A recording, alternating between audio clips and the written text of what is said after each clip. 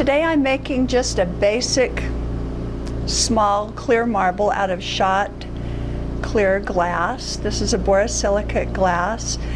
I'm making a marble that's probably going to be about 3/4 to an inch in diameter. I've taken a 10mm rod of Schott glass and gathered it into a ball. Took a couple of minutes to just heat it into a little gather like this. And if you keep rotating the gather, it stays in pretty much a marble shape by itself.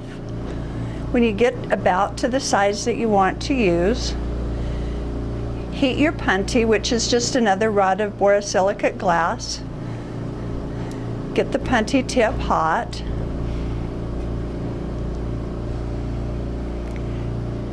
You can just touch that to the gather, and that joins them together.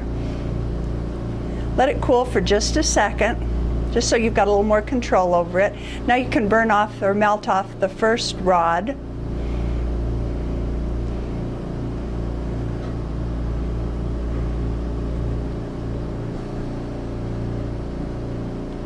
Takes just a minute to kind of melt that away. Keep twisting the marble. I've got the point of the rod that I'm trying to melt away in the flame. Now I put the whole marble back in the flame, kind of gather it back into a ball shape again.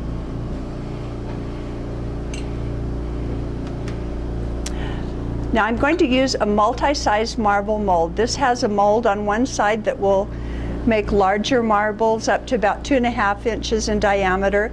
The smaller size can be used for 1/2 inch to about 1 inch in diameter. Just roll the marble gently.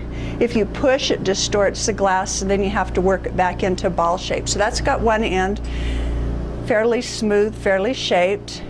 Heat it again. Take another borosilicate punty. If you touch two pieces of borosilicate glass together and they're hot, but they're different temperatures, they stick together, but it forms a really weak joint, so you can tap them apart later. Now I'm burning off the second punty.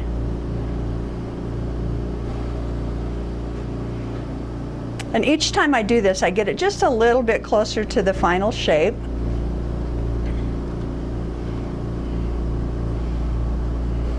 I find that larger marbles are actually easier to make than the small ones. I have kind of a heavy hand sometimes and push a little bit too hard and make the marble just a little bit off center or off round because I push hard. So as you get used to doing this, you get a little bit more adept at knowing exactly how much pressure you can put. You just spin the marble in the mold, you don't push. Now, if you've ever chased a piece of hot glass across your bench, you understand why I'm tapping this punty off while the marble is in the mold instead of up on the torch. Then heat the punty again, touch it to the marble. Then you can burn off the place where the last punty was attached. Kind of melt that in. Now you can start examining the marble to see if it's round or if there are parts that you need to kind of reshape a little bit. This one looks pretty round. So I'm going to spin it in the marble mold again. No pressure, just spinning. Sometimes you have to change the axis on the marble from north-south to east-west to keep it round. This one looks pretty good though, so I don't need to do it more than once. Melt off that little punty mark, smooth that in. Tap off this last punty. Then it can go into the flame. Turn the flame down if you need to. You don't want to melt the marble, you just want to smooth in that one little punty mark.